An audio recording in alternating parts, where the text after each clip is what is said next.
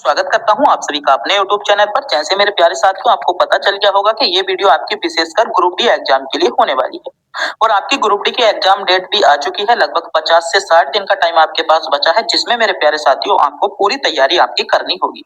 तो जैसे आपको पता होगा, लगभग 25 क्वेश्चन जो है मेरे प्यारे साथी आपको साइंस से रिलेटेड पूछे जाते हैं। तो हम आपकी आज की इस वीडियो में 100 क्वेश्चन लेकर आए हैं, सिलेक्टेड होने वाले हैं।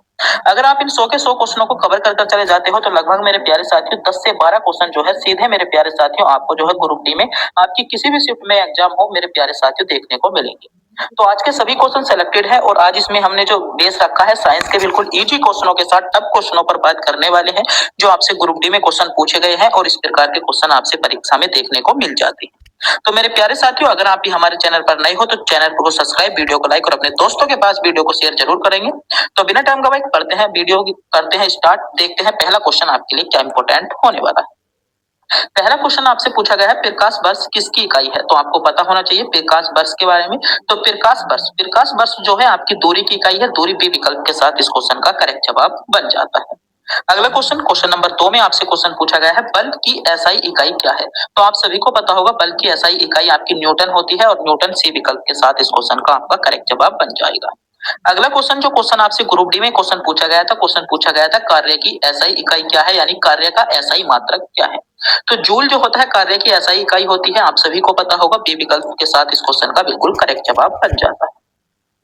अगले क्वेश्चन पर बात करते हैं। अगला क्वेश्चन जो आपसे क्वेश्चन पूछा जा रहा है, क्वेश्चन है ध्वनि की गति सबसे अधिक किसमें होती है? तो क्वेश्चन नंबर 4 है आपके लिए सिलेक्टेड है। मेरे प्यारे साथियों, ग्रुप डी के लिए सभी क्वेश्चन सिलेक्टेड होने वाले हैं, तो इस वीडियो को पूरा ध्यान से जरूर देखेंगे।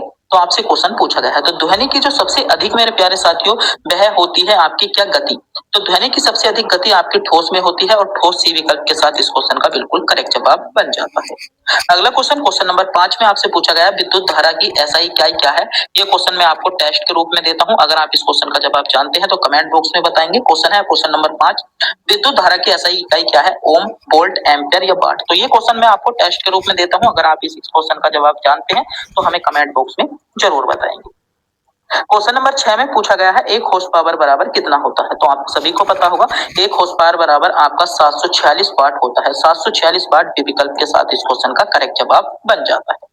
अगला क्वेश्चन नंबर 7 में आपसे पूछा गया है, बैरोमीटर का प्रयोग किसके मापन हेतु होता है? तो बैरोमीटर का जो प्रयोग होता है वह आपको पता होना चाहिए वायु दाब के मापन हेतु किया जाता है और वायु दाब बी विकल्प के साथ इस क्वेश्चन का करेक्ट जवाब होने वाला है। मेरे प्यारे साथियों, आपको जो टारगेट दिया जाता है 100 में से 40 क्वेश्चन सही करने का टारगेट दिया जाता है। देखते हैं कितने बच्चे इस टारगेट को अचीव कर पाते हैं और 100 में से 40 क्वेश्चन को बिल्कुल सही कर पाते हैं। अगला क्वेश्चन नंबर 8 में क्वेश्चन पूछा गया, बल्ब के फिलामेंट में कौन सी धातु का प्रयोग किया जाता है? तो बल्ब का जो फिलामेंट होता है उसमें आपके टंगस्टन धातु का प्रयोग किया जाता है और टंगस्टन बी विकल्प के साथ इस क्वेश्चन का बिल्कुल करेक्ट जवाब होने वाला है। क्वेश्चन नंबर 9 की बात करते हैं। क्वेश्चन नंबर 9 में आपसे पूछा गया है, दर्पण में प्रतिबिंब समान दूरी पर बनता है। तो दर्पण में जो प्रतिबिंब होता है ये आपका समतल दर्पण जो होते हैं उसमें प्रतिबिंब समान दूरी पर बनता है, यानी जिन बच्चों ने विकल्प सी चुना है बिल्कुल सही चुना है। क्वेश्चन नंबर 10 की बात करते हैं। क्वेश्चन नंबर 10 में आपसे पूछा गया है, ध्वनि तरंग कैसी होती है? ये क्वेश्चन ग्रुप डी एग्जाम के लिए मोस्ट क्वेश्चन, इस क्वेश्चन को कहूंगा आपके लिए सिलेक्टेड क्वेश्चन होने वाला है। अपने एग्जाम से पहले इस क्वेश्चन को आप मोस्ट कर जाइएगा। क्वेश्चन आपसे पूछा गया है, ध्वनि तरंग कैसी होती है? तो ध्वनि तरंग जो होती है ये आपकी अनुदैर्ध्य तरंग होती है और अनुदैर्ध्य तरंग इस विकल्प में बी विकल्प के साथ इस क्वेश्चन का बिल्कुल करेक्ट जवाब बन जाता है। अगले क्वेश्चन पर बात करते हैं। अगला क्वेश्चन आपसे पूछा गया है, क्वेश्चन नंबर 11, ऊर्जा संरक्षण का नियम किसने दिया? क्वेश्चन सेलेक्टेड है ग्रुप डी में। मेरे प्यारे साथियों, 2022 में जो ग्रुप डी का एग्जाम हुआ था उसमें क्वेश्चन पूछा भी जा चुका है। तो ऊर्जा संरक्षण का जो नियम दिया था आपको पता होना चाहिए। ऊर्जा संरक्षण का नियम आपका जूल ने दिया था और जूल इसमें सी विकल्प के साथ आपका बिल्कुल करेक्ट जवाब बन जाता है। जिन बच्चों ने विकल्प सी चुना है बिल्कुल सही चुना है। सी विकल्प के साथ आपका करेक्ट जवाब हो जाएगा। क्वेश्चन नंबर 12 में आपसे पूछा गया है, प्रतिरोध, विद्युत प्रतिरोध की इकाई क्या है? तो विद्युत प्रतिरोध की जो इकाई है ओम है और ओम ए विकल्प के साथ आपका सही जवाब होने वाला है।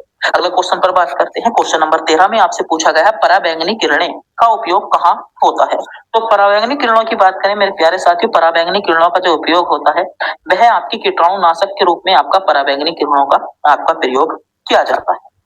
क्वेश्चन नंबर 14 में आपसे पूछा है, विद्युत बल्ब में किस गैस का प्रयोग किया जाता है? ये भी क्वेश्चन आपकी परीक्षा के लिए गोल्डन बन जाता है। तो आपको पता होना चाहिए विद्युत बल्ब। तो विद्युत बल्ब में जो प्रयोग किया जाता है आपका नाइट्रोजन गैस का प्रयोग विद्युत बल्ब में किया जाता है और नाइट्रोजन बी विकल्प के साथ इस क्वेश्चन का बिल्कुल करेक्ट जवाब भी होने वाला है।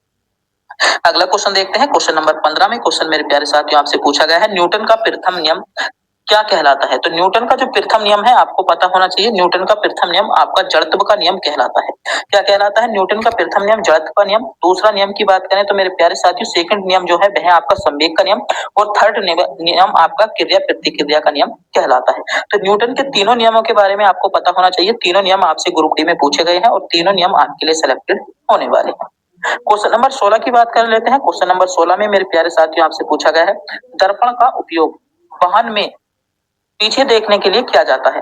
तो आपसे पूछा जा रहा है कौन से दर्पण का। तो वाहन में जो पीछे देखने के लिए प्रयोग किया जाता है आपका कौन से दर्पण का प्रयोग किया जाता है? उत्तल दर्पण का प्रयोग किया जाता है, यानी बी विकल्प के साथ इस क्वेश्चन का भी करेक्ट जवाब बन जाता है।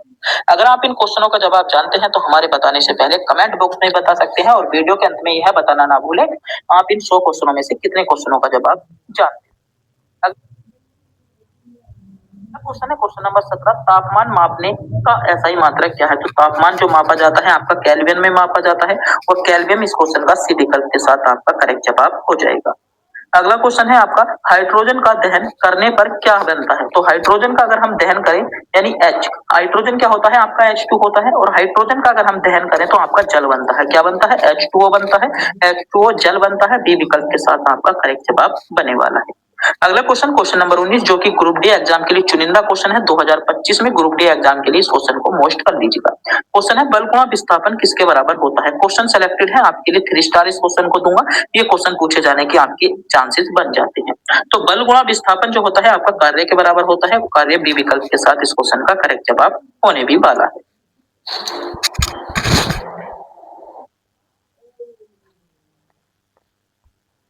Excuse me, are you a model?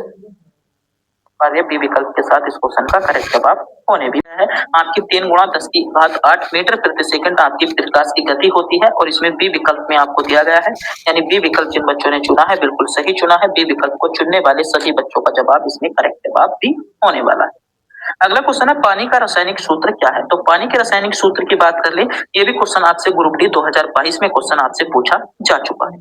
तो पानी का रासायनिक सूत्र आपको पता होगा H2O होता है, यानी ए विकल्प आपका सही जवाब बन जाएगा।